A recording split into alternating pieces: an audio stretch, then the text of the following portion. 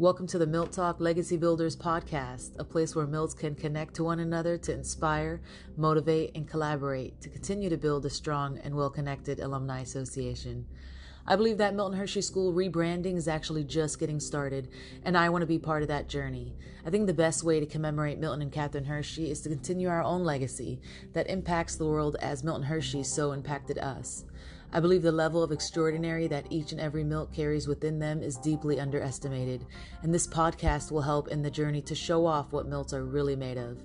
I'm excited to get to know more Milts, more insight to their upbringing, and what they're doing now to build their legacy and bring value to others, and what being a Milt really means to them. Today, I'm talking to Yewande Masi, class of 2004. She claims space as a solutionist, dot connector, and womanist, charged valiantly toward toxin-free living. Merging her worlds of corporate sales and entrepreneurship, Yewande operates from limitless mindset and action as owner of Ornami, where self-care meets skincare. With strategic steps towards revolutionary shifts across diverse womanhood, Yewande aims to create pathways to encourage free thinking and spirited manifestation. A fervent traveler, advocate, and self-care enthusiast, Yewande is also a graduate of Northeastern University and Simmons University, where she earned her MBA in entrepreneurship. Welcome to the Milt Talk Legacy Builders podcast, Yewande. Thank you for being my guest. And that bio sounds amazing. My goodness. Do it. I love it. I love it. I can't wait to get to know more of it. I'm going to start off first with going way back to talk about how old were you when you first got to MHS? I was 12. 12. Yeah, I came to Milton Hershey, 7th grade. Okay. Wow. So you're 12. And you said earlier you came from New York. Yes, Queens, New York. And I tried to actually into Milton Hershey when I was like as young as 8. Yeah. My parents thought it was just too young. So then we were like, okay. And then we came back at 12 and I stayed at Green Acres. That was my first house home. Oh, that's nice. So that's cool. So you already knew sort of about it. And then when you got a little older, you went back. That's good. Yeah. I think 12 is a good age. The younger Milts that I talked to who got there so young, it's always like such a tender age when they get there at like 6 and 8 and 4. Right. I'm there at like 4 and 5. And I'm like, that must be such, I got there when I was 10 and I'm thinking that's a tender age. So right. Lower than that is definitely different. Yeah. Milk bus babies, right? Isn't that what we call them? Yeah, meal bus babies. Meal bus babies. Yeah, that's so funny.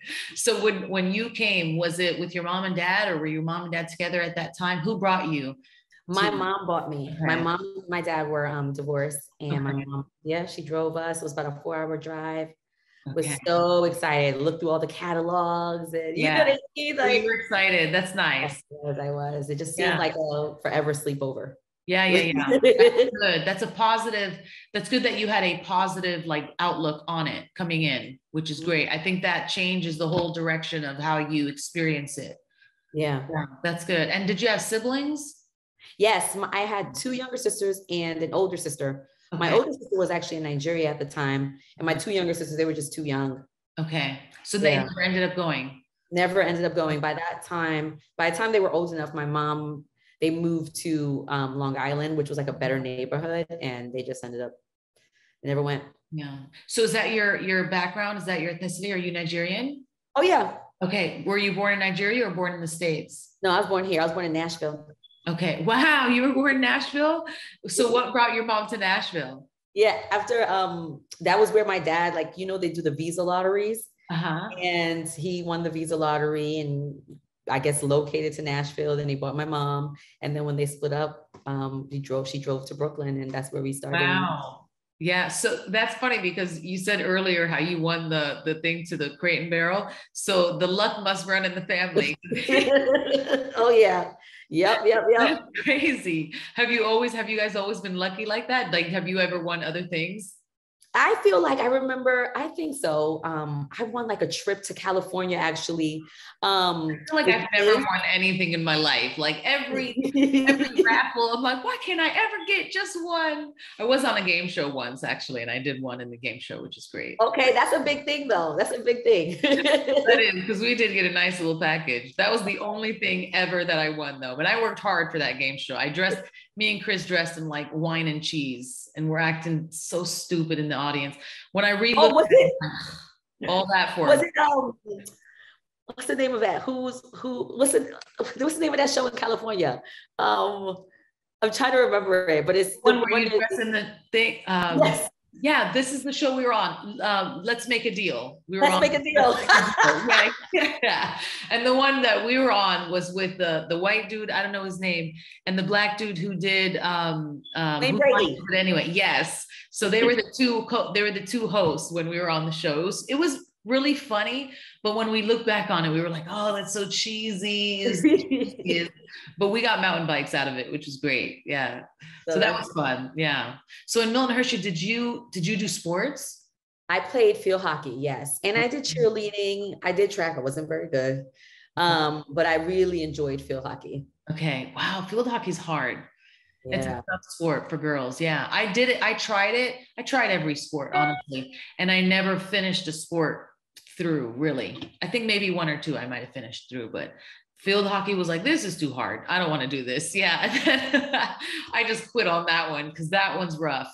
And then I did like softball and swimming, and I might have seen those through. I tried basketball, didn't see that through. I tried track also, didn't see that through. Girl. Yeah. Track, that was hard. And I did like javelin, so I didn't even do any running. I did the javelin one and just didn't see it through. I don't think at that time I knew the importance of sportsmanship and the discipline and the commitment it takes to be part of a team and see everything through. Mm-hmm. At that time, I was like so immature still, even in my high school years, that I didn't wrap my head around the importance. So I didn't take advantage as much as I could have now. Was there any one of them that you enjoyed the most? Swimming, probably, because I love swimming. Yeah. And it's not I was probably better at swimming than anything else. Yeah. Yeah. Otherwise, yeah. Maybe it's just that I didn't enjoy it. Yeah. Yeah. That's what it was. Yeah. It was how funny. Yeah. Yeah. Seriously. Did you, I know that they had other programs like I always forget the nursing program that they had. Like health talk. Did you do that? No, I think this is funny. I think I did business. Okay. Now that I think about it, which is interesting because, my mom really wanted me to go into health occupation. She's a nurse and it wasn't for me. And I think I did business. I can't really remember. Yeah. But yeah. Because I don't know. I didn't do the health doc either. My sister did, but I don't know if they had a business one. And then I know they had an automotive one. And then I don't know outside of that what they had. The health doc was such a good experience for those who did want to pursue nursing. Yeah. Yeah. Even though my sister didn't, it was a good experience. I think they even got like certifications or something. Yeah. Yeah. They became certified nurse assistants. Yeah. They got the CNA. Yeah. How crazy to have that before you even jump out of high school. Yeah, there's a lot of opportunities there. Phenomenal opportunities. A lot, exactly. It's funny, every time I do these interviews with Milt, that's what we all say, like, yeah, we had so much resources, opportunity. So much. Yeah. And of course, hindsight is always 2020, but I feel like some of us really did take full advantage of the things there and went with it. Like I know a lot of Devin, he's on Broadway and stuff now, and a lot of Milts and he was in like dance and theater in Milton Hershey. Yeah. So a lot of Milts took what they got there and like even ran with it outside of there. But I think a lot of us also just didn't understand how much resources we had available to us, like we were looking at like horsemanship as like, this is stupid. Yeah. Rich people pay money to go take care of horses and be able to ride a horse. And, it's crazy. Now that's like a luxury for some people. And for us, we were just, hey, you want to go learn how to ride a horse? Ride horses? Yeah. It's unbelievable. Yeah. So when you you said your mom wanted you to always get into nursing. Did you always know you wanted to do business? No, I thought I wanted to be a lawyer. Okay. And, I went like my undergrad, I did it in criminal justice. Like in my mind, it was still like a hot shot. Like I was looking for success, right? Like, oh, lawyer, doctor, engineer. And I did a couple of co-ops. So we do like internships at Northeastern, and I was in like a probation office. I worked in like the DA's office, and I was like, no, this isn't for me. But then I still tried because I was still trying to like live everyone's idea of success. Right. And I took the LSAT and I got into school, but then the economy crashed. Mm-hmm. Yeah. And I started working at Verizon. Yeah. Yeah. And that's when I was just like, I actually really like this. This is fun. You know what I mean? Like it's every day you're using a different part of your mind. And it just was, I enjoyed selling, and that's great. Yeah. Honestly, I also thought at one point I wanted to be a lawyer, and it's awesome that Northeastern allows you to go experience what it's really like in that environment. And it's just a golly, you're dealing with the worst of the worst, and then the politics of the legal system and all the injustice that you are privy to on the inside. Like it is.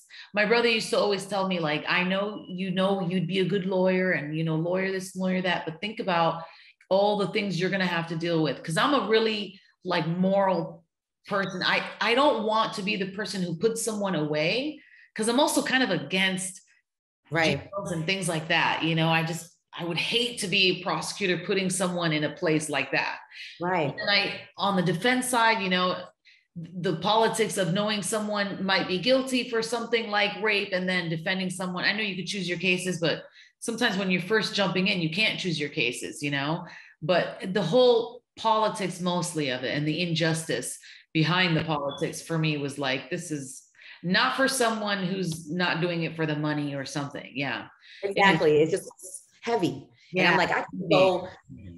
There was a case that I was in at the DA's office in Boston, and it was a juvenile case. So they brought the young, for whatever reason, they bring juveniles out in shackles. Don't know why. They don't bring adults in shackles, and they clear the courtroom unless we're working there. And I know this sounds soft, but I was like emotionally just kind of, I was upset, you know what I mean?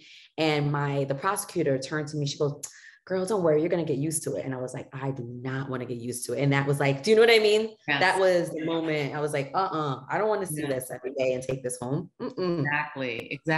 That's so good that they gave you that opportunity to be able to see that. And that you saw that and were like, you know what? Success over here to the left. I can't go through the rest of my life seeing this, Quality of life is so much more important than the idea of success. I think as we start to realize that. Yeah. So when you did get into Verizon, you said you started to love sales, which is great. Yeah. So you love people, obviously, because to love sales is to love people. Yeah. So tell me about that. What happened then? Well, it was really interesting because when the economy crashed, people weren't paying their mortgages, but they were paying their cell phone bills because they wanted those calls for jobs. Yeah. So the economy, so the cell phone market was booming in 2008. And when I initially went to work for them, I didn't want to do sales. The manager's like, you sure? I said, no, I don't. Just I want to be a person that checks people in. Yeah. And he's like, I think you should do sales. Literally. So within I would start kind of like selling people while I was checking them in and telling them things.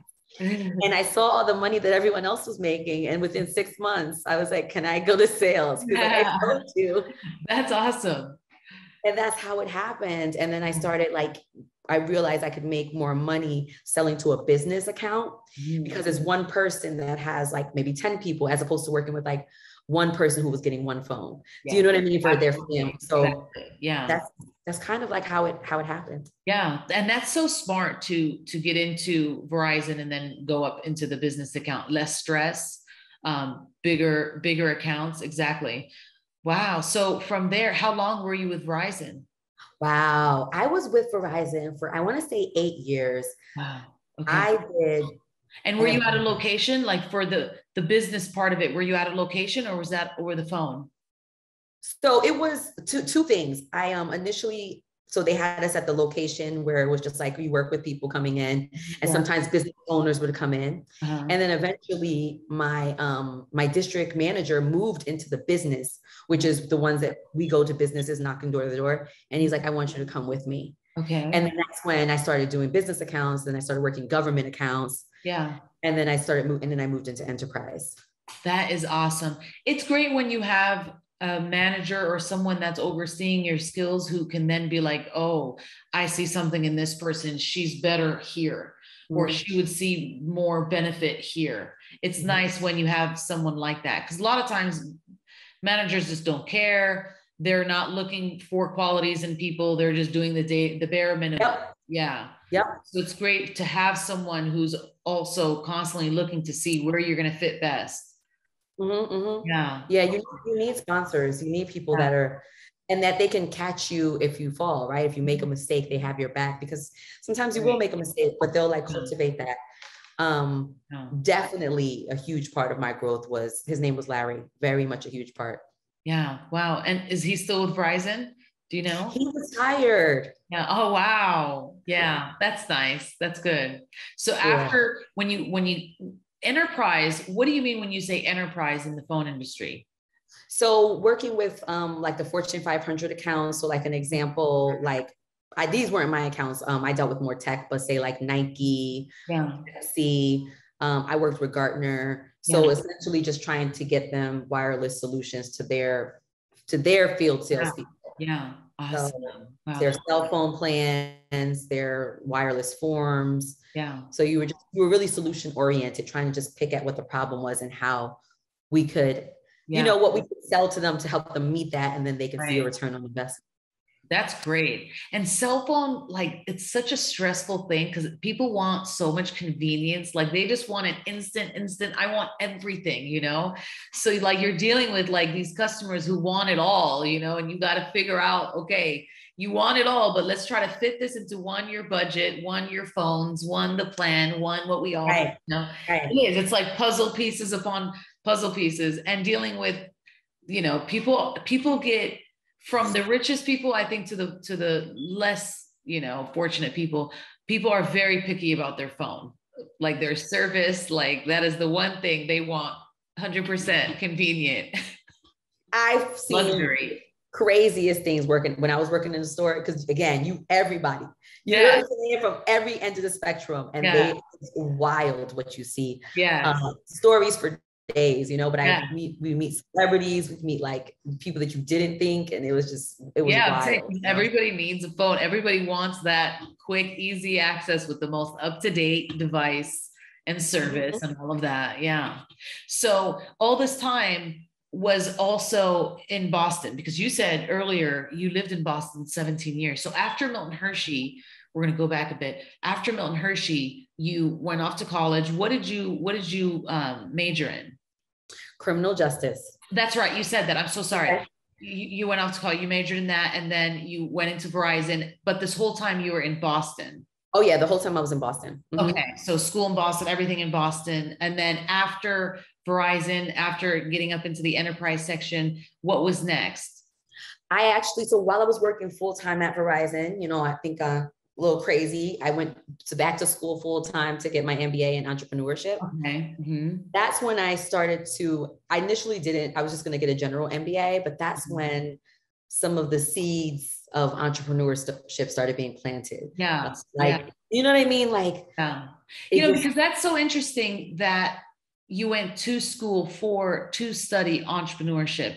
And I've been saying that for freaking over a decade now, that schools need to teach entrepreneurship, and it needs to even go lower, like lower high school kids, middle school kids could start taking little classes about business ownership and entrepreneurship. Like it's so big, and it's just now being offered in post-secondary school, hardly offered now in high schools or anything, but just now offered in post-secondary schools. Yeah. How was that? How was that experience? Do you feel you got a lot out of the study of entrepreneurship in school? Yeah. I mean, I learned how to create a business plan. I learned how to create a pitch deck. I mean, a lot of it, I guess I've always, maybe this is like a Milton Hershey thing, but I've always been drawn to places that let me get like real world experience. Yeah. Do you know what I mean? Yes. In Northeastern, like co-op, that's something that's mandatory, right? Yeah. And Simmons entrepreneurship program was also like, okay, you're going to pitch, you're going to do this, you're going to create this. And that, I thought it was incredibly helpful. Yeah. And also the connections that I made there. Like I'm still very close to a lot of the people that I went to school with. So it was like, we help each other, you know, like I see them, the girl, she obtained a contract with the city of Boston for $250,000 for her business, her nonprofit. So, and we were in the same class. So just seeing that, you know? Yeah. And again, it's that connection that you have.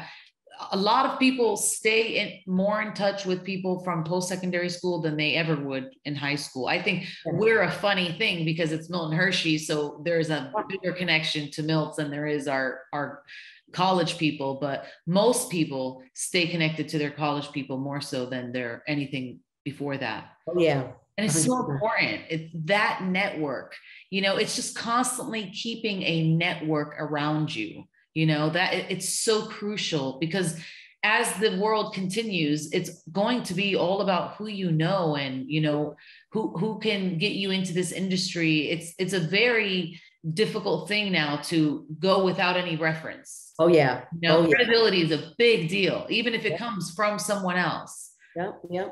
A lot of people don't want to take a chance, right? They don't want to be the first to, and that's the thing about entrepreneurship, right? When you're doing something, they're like, wait a minute, am I going to be the first person to buy this item? You know, they yeah. Where are the reviews? Why are the reviews? Yeah, you know, they're like, Yeah. That is so funny. That's so true, though. People, and companies don't. It's the same thing. They want to know that you're coming from a good place, a good source, you know, a little bit about you, even though we don't know you.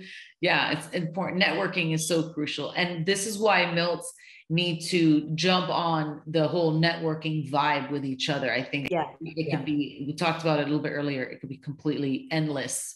So powerful. Yeah. So now, so after studying entrepreneurship, what then, because I saw that you started the Ornami. Am I saying that right? Ornami? Yeah. Okay. Where does that word come from, by the way? How'd you come up with that name? So I was looking for, naming a business is probably one of the hardest things ever. Yeah. So I initially started it thinking I was going to like sell hair extensions, right? So I was looking for another way to say to crown. Okay. And so or to adorn, like without being like, crowned hair, you know? So I just kept putting it into Google and Google Translate. And I just was going down, you know how you could just put different languages. And finally it stopped on Esperanto and it said Ornami. And I was like, where does this language come from? And it was like, I think it was a language that was supposed to take over Latin that never kicked off. And it was a language that different people spoke. Sorry, they were living in different places, but they spoke the same language. And for me, that was like what I wanted to create, was like an inclusive community. We can come from different places, but we speak the same language of like quality, of caring for ourselves, of womanhood, you know. So that was that was just cool how that went together naturally like that. Exactly. Means that, wow, very cool. Yeah, because that's so unique. I thought you like put something together yourself, or I knew that it came from a language that that I didn't know. Yeah, that's interesting. I didn't know that. That's cool that you could put that in Google Translate and just check. Oh yeah. That is great. So that's hard. Cool with naming your kids, like we want something unique. Let's see what's over here. Wow. Yeah. So after the entrepreneurship program, while you were in your entrepreneurship program, were you still with Verizon? Yes. Ooh. Good. I did not advise. Yeah, that's great. I probably should have done it part-time, done the entrepreneurship program part-time, but I just wanted to be done with school. I was tired of it. Was it 2 years or more? I did it in 2 years, like 2.5, which is, I did it quick. And I was still with Verizon at the same time and dealing with a lot of like complex accounts and contracts. So that must have been a stressful time of lots of time spent. Was the master's online, or did you have to be in school? It was in school. Okay. Yeah, that's a lot of time spent. Yeah. Yeah, it's crazy, but it's good. You got it done. So once you finished with the entrepreneurship program, was that what then sparked you into starting a business, or what did you do after that? So that was when we had like the pitch, you know, at the end of the class. That's when I was like, okay, let me try to launch this like hair extensions thing. My initial idea, you know, entrepreneurship, right? Like you just like Thomas Edison, you just keep failing and failing and failing until you get it right. Yeah. My idea was, you know, I wanted to create hair extensions for all hair types. So people would just know that this is the place if my hair is super curly, if it's super straight, if it's blonde. I wanted to do all of the things. Yeah. And that's how it started. And it would work, then it wouldn't work. You know, I was toiling, and I was still working at it for a while. And then the skincare thing was the one that literally happened by mistake. It was like birthed out of like a sad situation. But yeah, it was not intentional, which is so funny. That's awesome. Okay. So how did it play out? How did the whole accident happen? So I was with my ex at the time, and we actually went to Ghana, and he picked up some shea butter. And he was like, kind of just like, oh, this is so hard to use or whatever. And I was like, let me just see, because I'm really big into like my own skincare stuff. So let me give it to me. Let me see what I can do. I'll make it. And then my girlfriend came over, like one of my good friends from college. And she's like, what are you doing? And she tried, and I was like, oh, I'm just making some stuff for Tim. And she tries it, and she's like, hey, can I buy some? And I was like, she's my best friend. Like normally, like your best friend, like, can I just get some, you know? Right. Yeah. And she's like, can I buy some? I was like, yeah. And then she told some other people, then people started asking me to make it for them. And I was just kind of like, okay, like, I don't, you know what I mean? I'm like, I didn't even know what to charge people because I wasn't thinking this. Right. So shortly after we broke up, and I just started going deeper into my business because I just needed something to keep my mind busy. Pop-up shops. Let me show the hair, but let me just bring this skincare stuff with me. And, you know, people talk to you there and they're asking you, why did you do this? Why did you create it? I said, oh, you know, I was with my boyfriend and I created it for him. And they're like, so you lost a guy, but you gained a business. How great is that?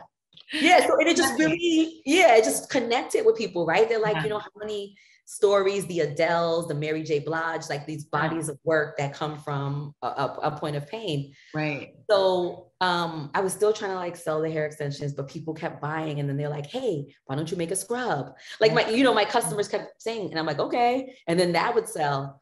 And at the end of the year, my sisters kind of had like a come to Jesus moment with me. And they're like, listen, girl, they don't want this hair. Come back to it later. Cut this cord. How funny. So I just basically, you know, I said, okay. They're like, you can always come back to it, right? Because if you establish yourself as a good beauty brand, you could always extend, but give the people what they want. Yes. So I just like I went through like creative mode and kind of just made fun of the joke, like, you know, let that mango because we're using mango butter, no scrub. Yes, that's really good. And you know what, people, it's great when you can like have someone else on the outside that's like, hey, you're emotionally invested here, but this is what needs, this is what's selling here. So emotionally forget about this for a little bit, but focus on this. Because sometimes as like business owners, we can get so like emotionally invested in our product or our thing that we want to hold on to it so tight. We don't think about this other thing is even greater than this thing. You're just not emotionally attached to this one like you are to this one. And that's tough as an entrepreneur. Like in the beginning, you want to do it all. Like in the beginning, you're so excited to have this huge vision, you know, you're just like, I want to do all this, you know, but then as you hit it, you're like, okay, I got to narrow down. Okay. I see you're learning along the way. Like I can do it all, but not right away. Like, right. That. Yeah. And go ahead. What? Like Amazon started off with like Kindle and like, you know, they didn't start off like this. Exactly. So, yeah. And people, once they try a product that they like, that they're like, wow, now they trust your brand and they're like, you should, now they're telling you to increase, you know? So eventually anything you put on there for them, they're going to want it because they already know it's associated with good quality, you know, other products. Yeah. So that's what you're doing now. Are you making everything on your own? I am. However, I just secured a contract with a contract manufacturer. So, and she's a chemist too. So it was just like that process was a lot too, because I'm like, okay, if you want to scale this thing and really like meet demand, there's no way, because I'm still working full time. I am a 9-to-5er, you know, a lot of that too is because I'm still making a lot of connections, right? You know, like within sales. One could feed the other. Yeah. So, but that's a lot to make it itself. So just offloading that is really, she's in Jersey, which is good. Yeah. And that's, so she's in Jersey, but you're in Chicago now. How far is that trip? Oh, flight? Chicago's like 3 hours from anywhere. Okay. Wow. I love it. It's 3 hours anywhere. Great. Yes. Cause it's like right there in the, yes. Awesome. Yeah. I got to come visit. All these months I'm interviewing, I'm like, I got to come visit. I got to come visit. I got to come visit. Yeah, make sure it's summer. Over. Yeah, summer. I know. Yeah, because that would be gorgeous. And I think the last time I was in Chicago was sometime over the summer or spring. So it was beautiful outside. Yeah. Yeah. So do you have a website? You have your website built out? Oh yeah, ornamiskincare.com. Mm-hmm. Nice. Yeah, duh. I visited this morning. Duh. Sorry. You good? I haven't eaten lunch yet. When I don't eat, I'm like total freaking airhead. Yeah. And how was that process? Did you have to build your own site? Did you give that to someone else? Did you have another person or company do it for you? So I struggle with this a little bit, right? I want to do all the things. Yeah. I built the website. Okay. And I still maintain the website because I just think it's a good skill to have. Yeah. You know, but I have learned that there's some things I'm like, hey, this isn't, I like the website because I'm creative, but there's certain things I'm like, hey, this is not my zone of genius. I'm super incompetent here. Please build out this monday.com. Like, you know what I mean? Yeah. That is so cool that you know how to do that though. That is such a skill to have. That's awesome. Cause we had to have someone else do our website because I don't know anything about building a website or the coding or any of that. I know a little bit of WordPress, but that is such a great skill to have. Like, awesome. Even if it's not like totally advanced, just to be able to get something going is a great skill. So kudos to you on that. That is great. Yeah. And trying to source the right manufacturer and is she just going to manufacture the product or are they going to package you as well? Sourcing, yes. Yeah, they're gonna package me as well, and then I have a 3PL in Chicago that's gonna do the pick, pack, ship. That's great. Yeah, that's awesome. This you finalize that contract, so this was going to be like your first run to see how they're going to do for you. Okay, wow, praying for that. Yeah, praying that they're everything that they said that they're going to be, and you know you don't have any little. Yeah, because this kind of stuff, like the logistics of building and scaling, is so much like constructing a building or a house. Like they'll give you the first initial plan or the first initial estimate, and then you got tons of things that happen along the way. That's like, oh my God, setback upon setback.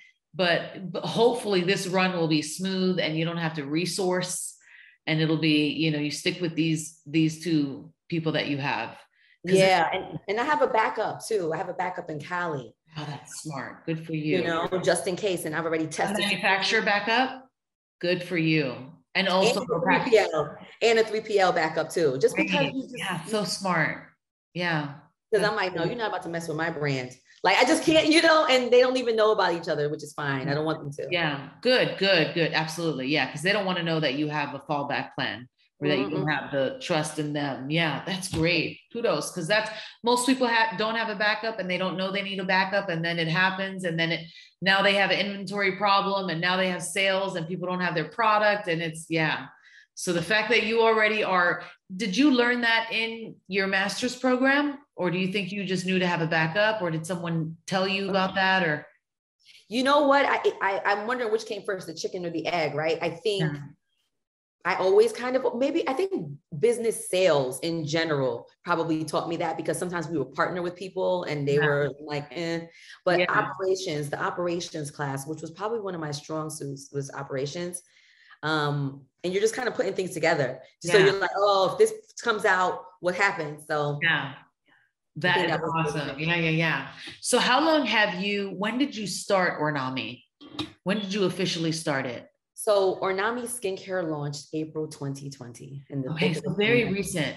You know, so many businesses have launched out of the pandemic, like either in the midst of it, right before it, or right after it. Like there has been an entrepreneur explosion. Oh yeah. Yeah. And as there should be, because the pandemic wakes you up and is like, okay, you know, your future is in your hands only, and it's scary to put it in somebody else's hands, you know? Yeah, so that's crazy. So now you're gonna, and honestly, since the pandemic, virtual everything has like been the place to go. E-commerce is now everyone, they were already comfortable with e-commerce before the pandemic. Now people are even more comfortable. They want their groceries delivered. They want every single thing delivered. Before, you still had like a small market of people that were like, no, I want to go to the store and to the place. Right. Now they're like, it was like online. It was like online dating. Remember, like online dating was like not a thing. And now everybody's like, okay, you know. I only want to online date. Like what? I'll only online date you first. And then we'll go on a real date. That's crazy. It's true. Yeah. Right? Like yeah. Lots of entrepreneurs now being born out of the pandemic. Yeah. Which is awesome, because now we're going to see all kinds of, which is also a double-edged sword, because now there is more competition. Yes. You know, everything becomes more saturated, you know, so what starts to differentiate you from the rest, you know? Yeah. So in your product, I know you said in your bio, you are like, I love what you said too, a woman charged valiantly against toxic things and living a toxic-free lifestyle, which is awesome. And I think that's totally trending now. Like it should have been trending decades and decades ago, because it's true self-care, but now it's trending for people to be so conscious of what they're putting on their body, their body, on their body.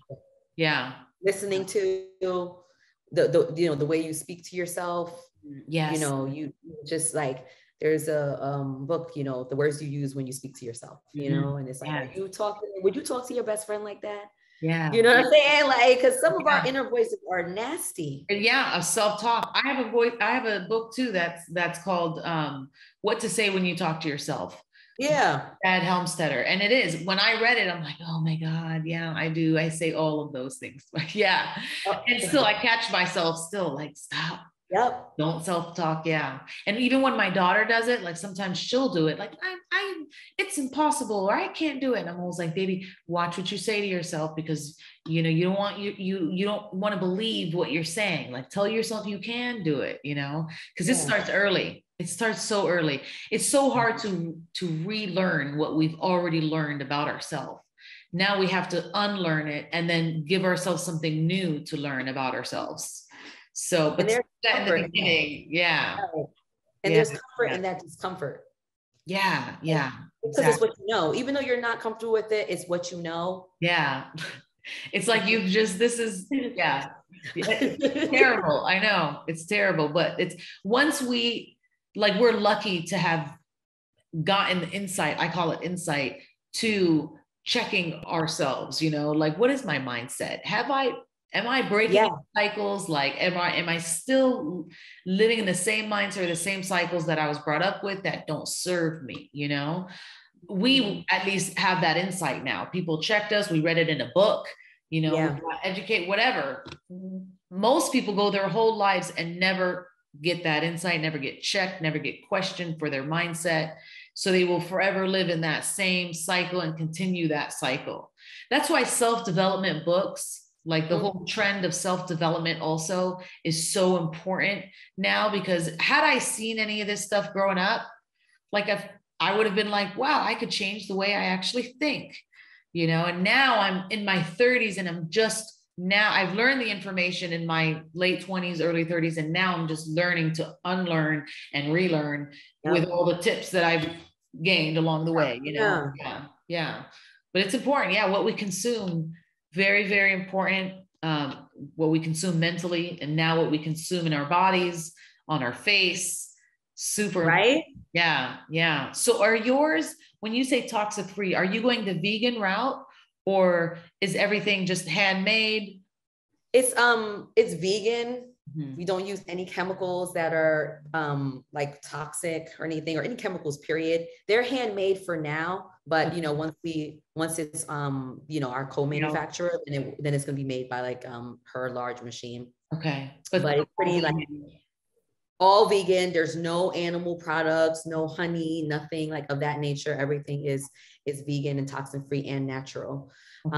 So it's just like, you know, I even had again, because I get kind of like, I'm very hands-on, but I had like a fragrance, because I make the essential oils and the blend, and it says organic, it says all that stuff, and then I sent it to a fragrance house also in Jersey to look at to just do a toxicology, and they're like, this is not essential oils. Wow.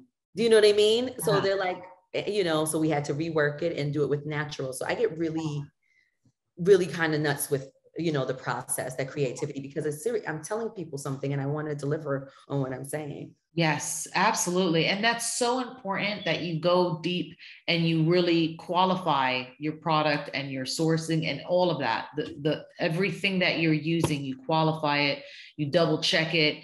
That level of integrity, that all goes into your brand.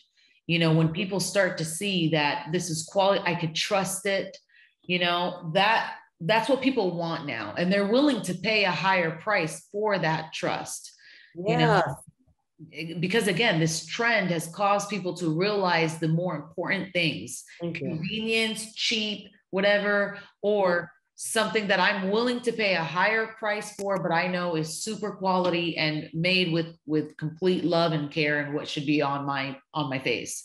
Because honestly, you look at all this stuff like deodorants and even lotions we put on our face, aluminum, preservatives, all kinds of metals, crazy stuff that affects then your hormones.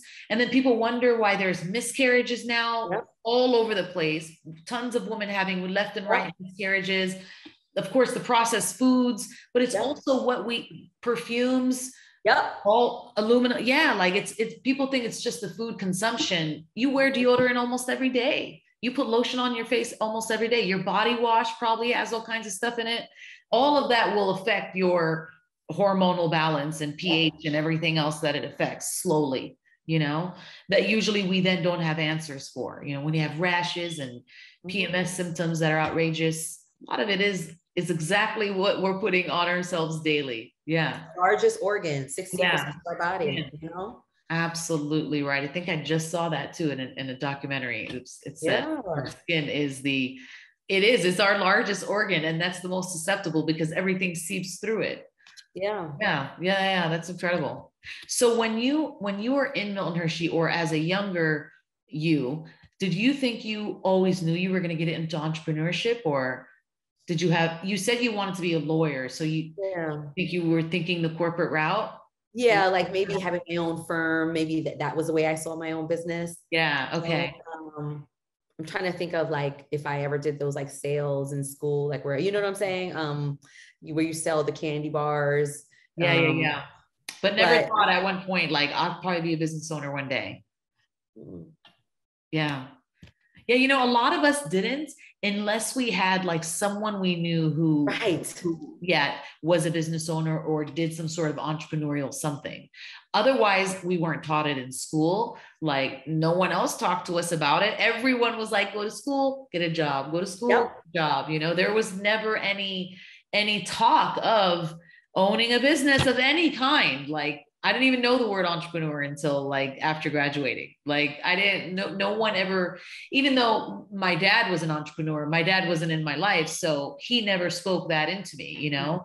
But then I've talked to other Milts who then got into entrepreneurship, who had entrepreneurs in their family. And they were like, I always had like a little something, you know, that I might be one day, you know? Yeah. So you didn't have that at all, I guess. Well, my dad, he owns his own, like that. Now that I think about it, he owns his own like livery company. Okay.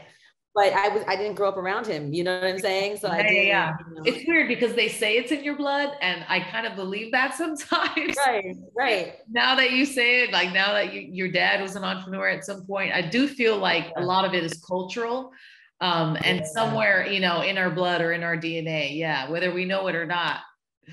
What do you think? I know you're still new at establishing the business because it just was established in 2020, but what advice do you think you would give to another entrepreneur just starting their journey? Just do it. Just start. Yeah. A rough draft is just that, right? But like you can't make it any better without feedback, right? And make sure you charge for it.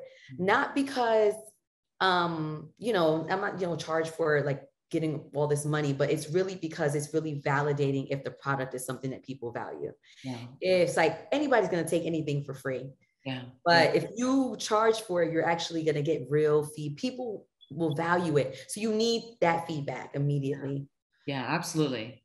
And that's smart that you recognize that in the beginning, because a lot of times entrepreneurs, and it's a way of marketing, I understand, to get product out there and samples and this and that. But a lot of times I see entrepreneurs practically give their stuff away, most times outside of sampling and things like that. And yeah, and it's like, have the confidence to believe the value of what you created and put that price on it, and don't be afraid. Of course, you want to know what the, you know, competitors are doing, and you want to price it somewhere in a smart vicinity, but don't be afraid to put a price mark on there. You know, a lot of times they just want to give, but go ahead and put the price people will pay.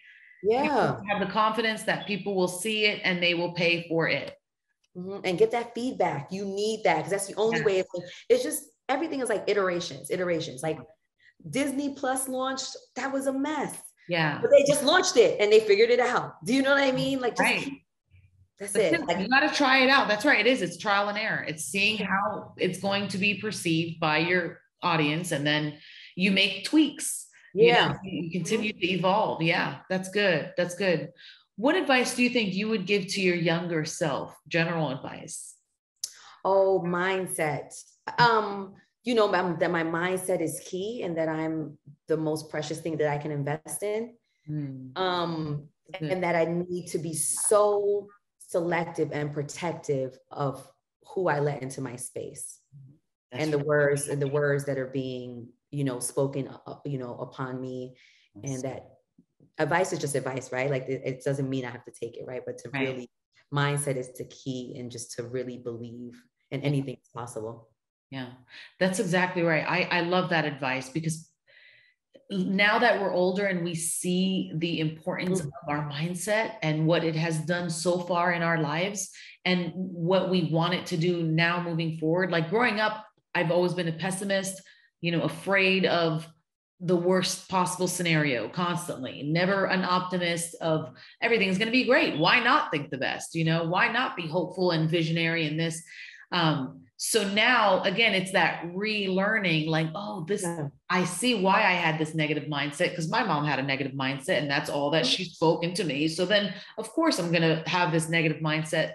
But now, because I've got that enlightenment, and that now I've read books, I've seen what self-talk can do, all the other things that I've read on in self-development. Now I'm like, I need to check myself and then know how to talk to my daughter now.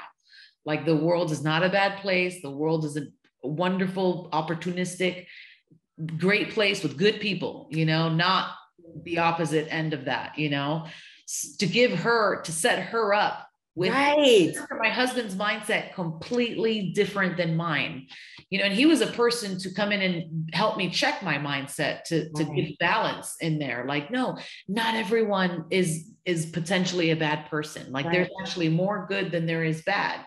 So I have to, like, it's like a tug of war to kind of come to his side more. But then to not also jump too far and be naive about things, you know, of course, bad things in the world that are going to happen. It's not going to be a peachy, wonderful place, but don't let that ruin your mindset. Like, don't let the bad that you experience then completely make you continue to believe that there's only more bad to come. You know, yeah. Mindset is great. That's such a good answer. And the keeping the right people around you, because that can also affect how you think. You know, you are the sum of the 5 people you have around you most of the time. You know, peer pressure is real. Yeah, absolutely. If someone is not pulling you up, then most likely you're being pulled down somewhere. So you constantly have to have the right people in your group that are better than you, doing better than you, speaking better than you, thinking better than you. So that way they're the ones pulling you up subconsciously, consciously, directly, indirectly. Yeah, absolutely. So what do you think you learned from MHS, like your time in MHS, that has helped you into adulthood now, like, you know, being a proper adult, responsible job, and now getting into entrepreneurship? What do you take from Milton Hershey? I would say, I mean, I had to learn to do, we had to really, really be resourceful and learn to do things on our own, right? Like we were mini adults. We were saying, you know, we just, you know, you're going to feed yourself, clothe yourself, like, you know, figure out your schedule, get your schoolwork done. Right. And in a way, it made me fearless, right? Like, you know, when I moved to Chicago a couple months ago, people were like, wow, why? You know, they just didn't, is it a new job? It's just, no, it's just a relocation. So I will say that in the ability to do that in Milt Hershey, it gave me just like a fearlessness when it came to trying new opportunities. I tried everything under the sun at Milt Hershey. So I think that's helped, because it's just like, what's the worst thing that's going to happen? You try it, doesn't work, move on.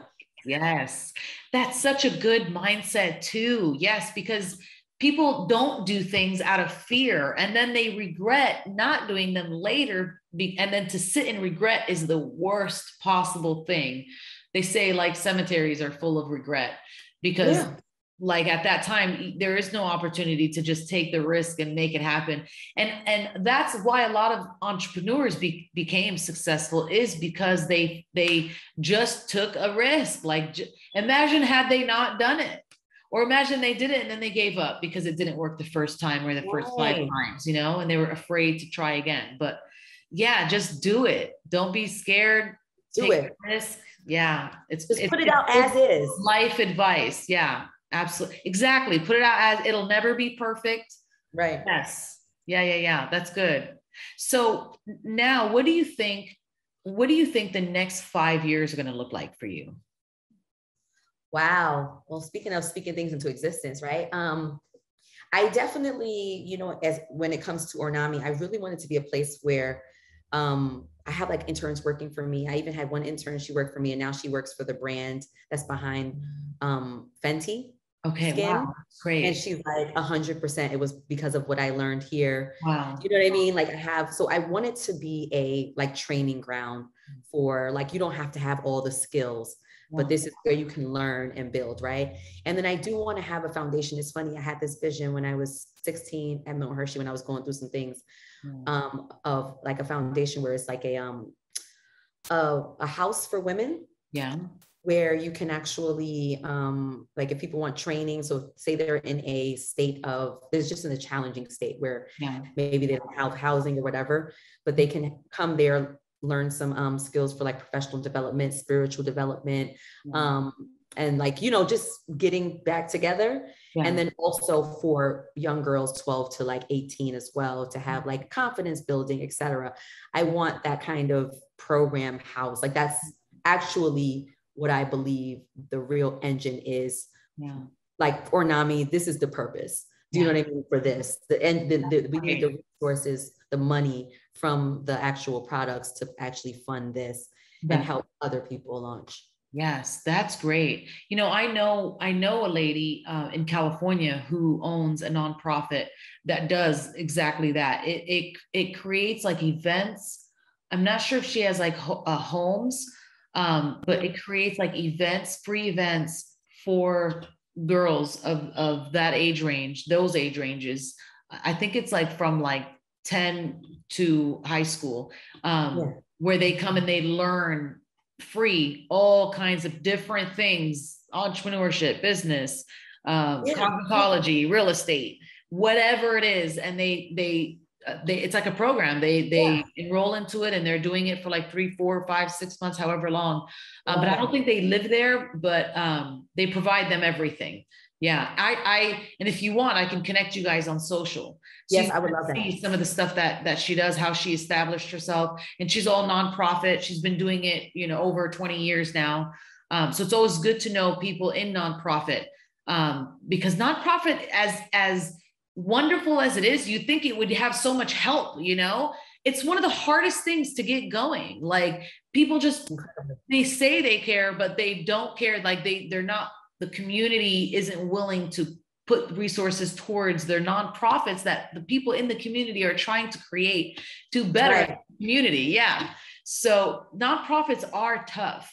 They are tough, and people don't realize how tough they actually are, because they don't get as much help as people might think they could be getting. It's so, to be in a nonprofit, to run a nonprofit, you absolutely have to be a campaigner. Yes. Constantly campaigning for what you want. Yeah. And get that grant writing under. Yeah. Yes. I also know a grant writer. I think she's somewhere on the East Coast somewhere too. That's what she does. And she has a business around teaching people how to write grants or achieve grants. So I can connect you on her social so you could follow her.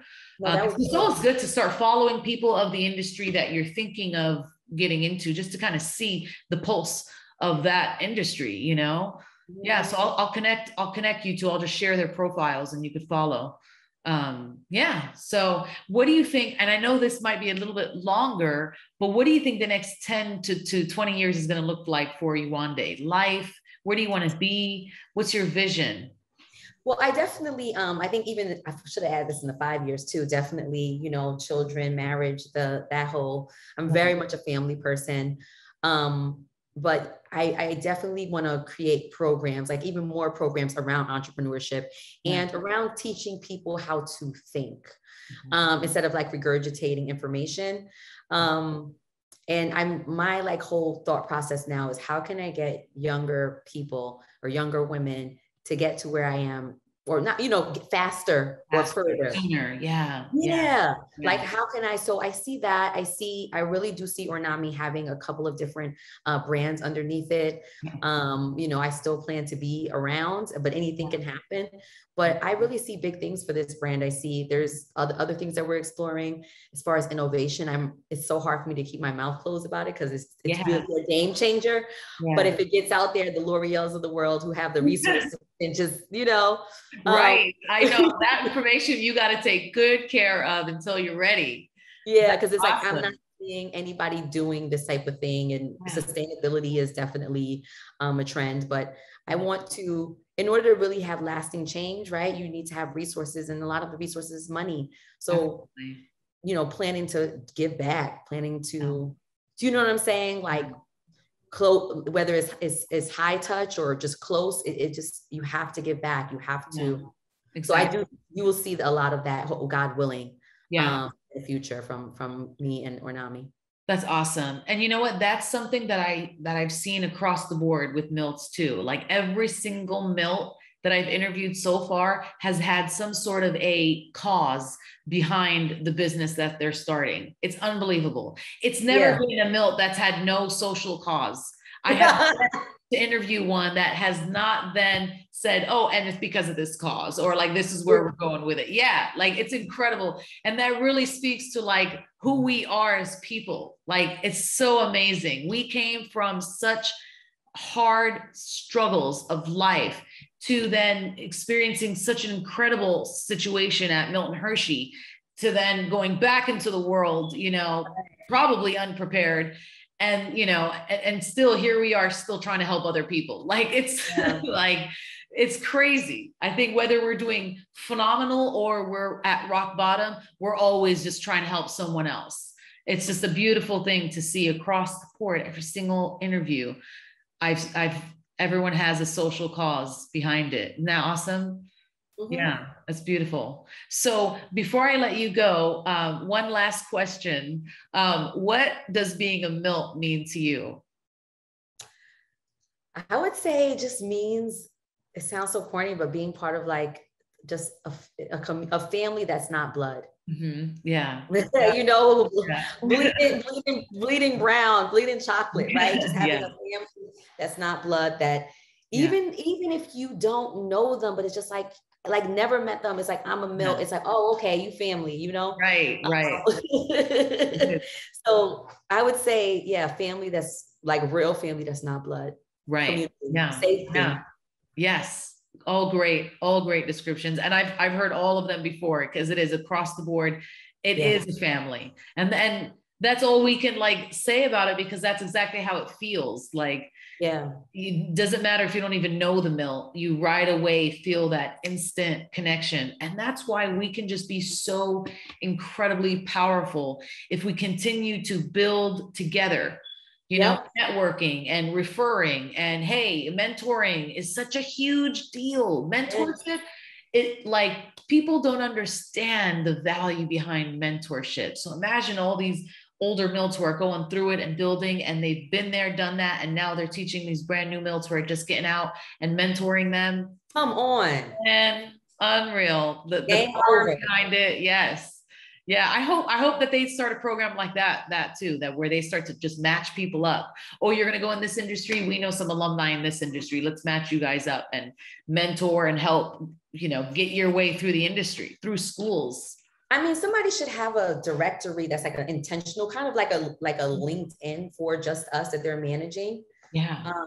In which they, you know, maybe you opt in if you want to be a mentor, you show, you know what I'm saying? Like, that there really should be that. Yes. Or if it's just like, I went to this school, you know what I'm saying? Like, what are you looking for? So exactly, something. I'm gonna talk to Corey about that, because I know Corey's working in Milton Hershey right now. So I'm gonna give him those ideas and see if there is something, because that's exactly what is necessary. It's tough leaving Milton Hershey and like, we had so much freedom, and then we didn't even know what to do with it, you know? So having a guide who you instantly have a connection with, oh, you're a Milt, I'm a Milt. So there's an instant connection to help guide you through all the things you're about to go through. Because it's definitely hard without it. And our families, it's different. Of course, we have our families still, but they haven't been through it the same. So it's for them to be able to mentor us on with that. Yeah. But the industry thing, matching people up with the same industry, is huge. So huge. Yeah. So before we go, if you could shout out any website, any social media handles you want people to follow you on, if you have anything on YouTube, whatever you want people to know about, so that they can make sure they're following you and stay tuned for all your stuff. Okay, thank you. We actually have a crowdfunding campaign going on right now. We're trying to raise $20K to get that first co-manufacturing order out. And that's on I Fund Women.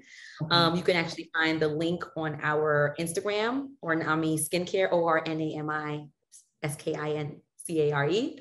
And that's also our website, ornamiskincare.com. Follow us, check out the journey. I appreciate and love you all. So thank you so much, Zahraa, for this opportunity. You're so welcome. Yeah. So the Instagram, Ornami Skincare Instagram handle, that's where people can go on and learn more about contributing to that, the 20K. Okay. Yep. That's good to know. It's in the bio. Yeah, the link in the bio. Is that also on the website for them to learn more? You know what? That's a good point. I need to put that on the website. Thank you. Great. Yeah. Awesome. Okay. So I'll definitely also put that in the copy when I drop the episode, so people have that in the copy as well. It was so good talking to you and catching up. And I hope to be able to visit Chicago so we can go eat some good food together soon. Maybe in 2022. Yeah, that would be great. Yeah. And if you're ever in PA, if you're ever in Lancaster, you definitely have a place to stay anytime. I actually come out there. One of my best friends just moved to Lancaster. So it's funny. Yeah, she literally, so I was out there, like, I want to say like maybe 4 months ago. So that's funny. Oh my God. Let me know next time. We have to get together. Let me know next time. Yeah. Got it. That would be so nice. Yeah.